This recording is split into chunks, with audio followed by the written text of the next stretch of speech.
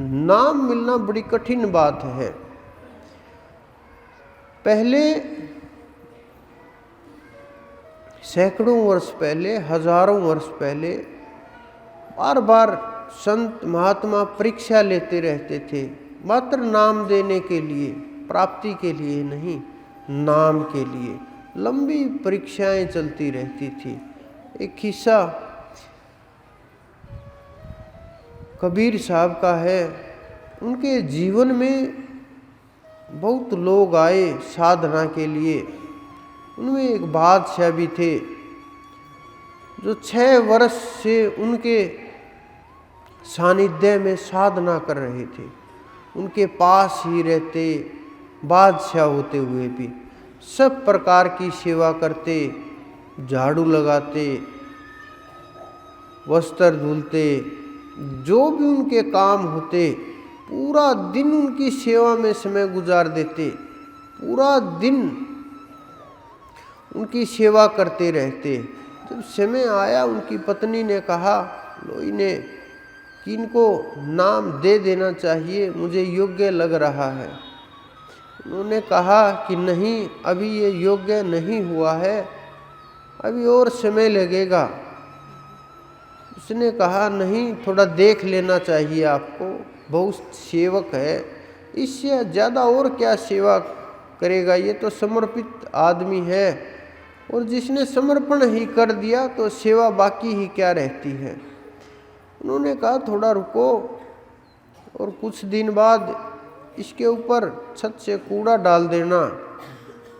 वो निकल रहा था, उन्होंने कूड़ा ऊपर से डाला, वो छटपटाने लगा कि मैं बादशाह हूँ, तुम मुझे जानती नहीं हो, अगर मुझे जानती तो ऐसी हरकतें नहीं करती, मैं यहाँ हूँ, इसका फ़ायदा उठा रहे हो।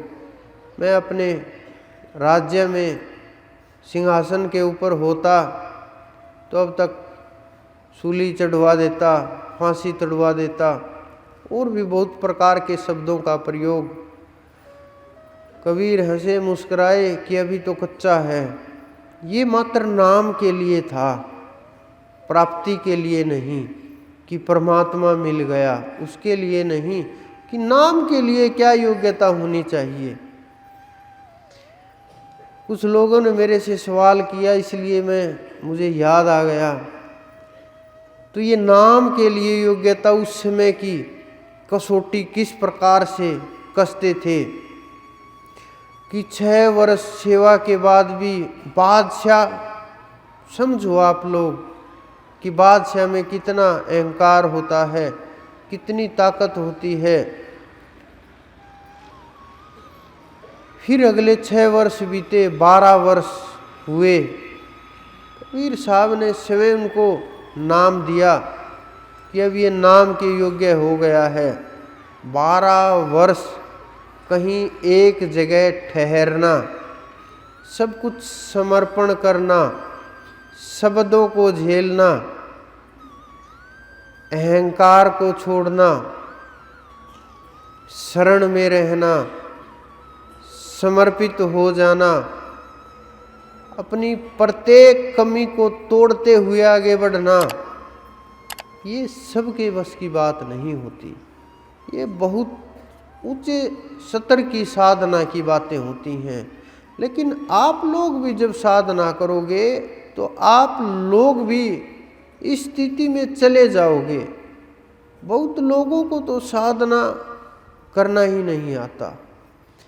कुछ लोग अनेकों नाम जप रहे हैं, बहुत प्रकार के, जिसको जैसा पसंद आया, मन माना नाम पसंद आया, वो रटना शुरू कर दिया।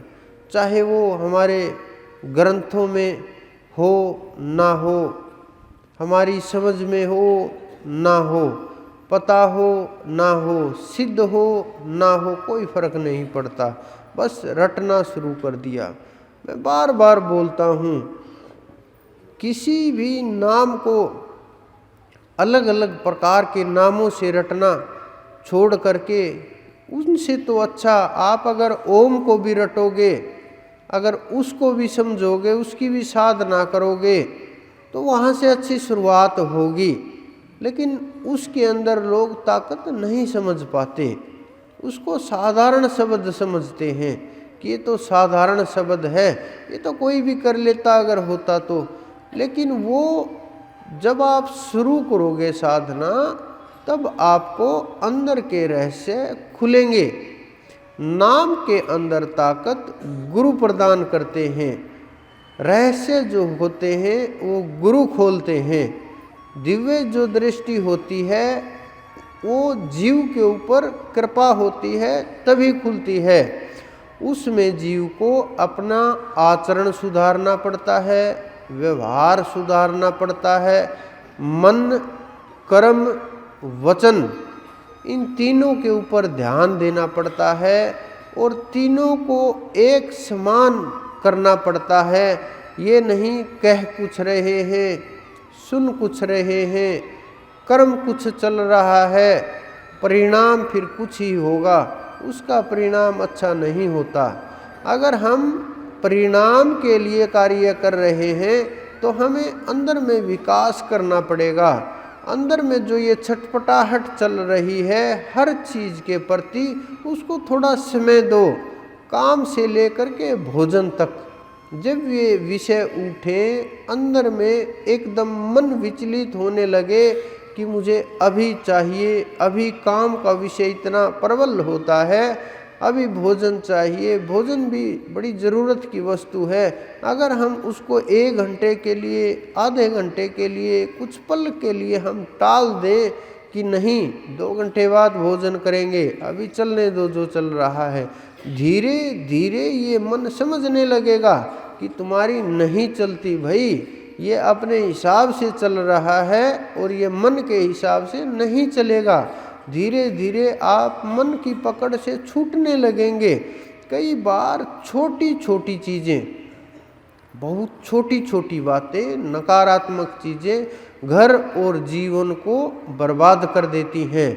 आप देखो आजकल के परिवारों को हर रोज़ तलाक हो रहे हैं, हर रोज़ लड़ाई झगड़े हो रहे हैं, कोई एक दूसरे को समझ नहीं पाता, कोई एक दूसरे को ना सुनना चाहता, ना पसंद करता, ना उनके विषय को समझता, कुछ भी नहीं। छोटी सी बात उठी और परिवार और जीवन दोनों बर्बाद हो गए। मैं देखता हूँ छोटे छोटे बच्चे, 12-12, 14-14 साल के बच्चे, छोटे छोटे बिल्कुल आत्महत्या की तरफ भाग रहे हैं और कर भी लेते हैं। उन्होंने ऐसा क्या झेला, ऐसा क्या एहसास हुआ, ऐसा क्या दुख हुआ? उन्हें जो आंतरिक चीज़ें हैं ना, बाहर से वो शरीर हष्ट पुष्ट दिखेगा कि बहुत ताकतवर हष्ट पुष्ट है, सुंदर शरीर है, पैसा है, धन संपदा है, सुख सुविधाएं हैं, सारी वस्तुएं हैं, सब प्रकार के ऐश्वर्याराम हैं कि इसकी तो मौज लगी हुई है। लेकिन जब आप उसके अंदर में उतर के देखोगे, जीवन के अंदर में, क्योंकि हर किसी के पास उसकी आत्मा तक पहुँचने की, मन तक पहुँचने का सामर्थ्य नहीं होता, लेकिन जीवन में उतरा जा सकता है, उसमें हर कोई उतर सकता है, उसको हर कोई देख सकता है।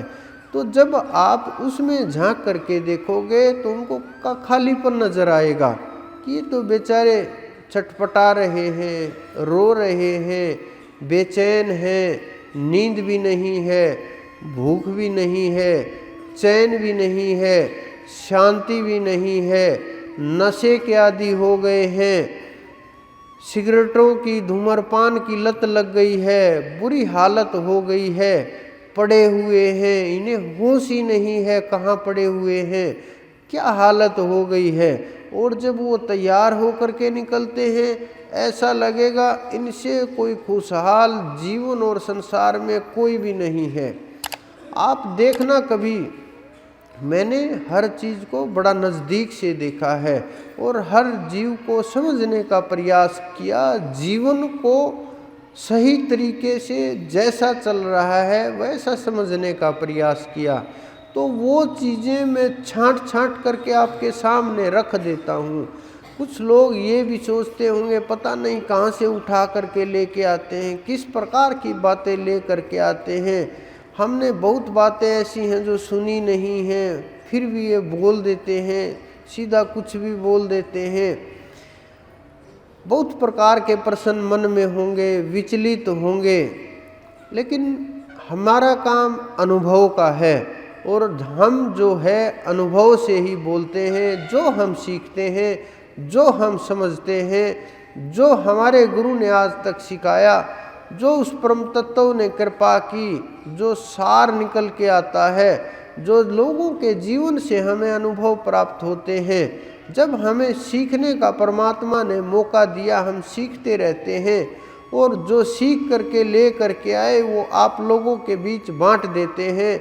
अगर आप इसको ग्रहण करोगे, समझोगे, तो आपको इतनी मेहनत नहीं करनी पड़ेगी। आपको ये चीज़ें आसानी से, बहुत आसानी से प्राप्त हो रही हैं, इसलिए इनकी कीमतें कम हैं।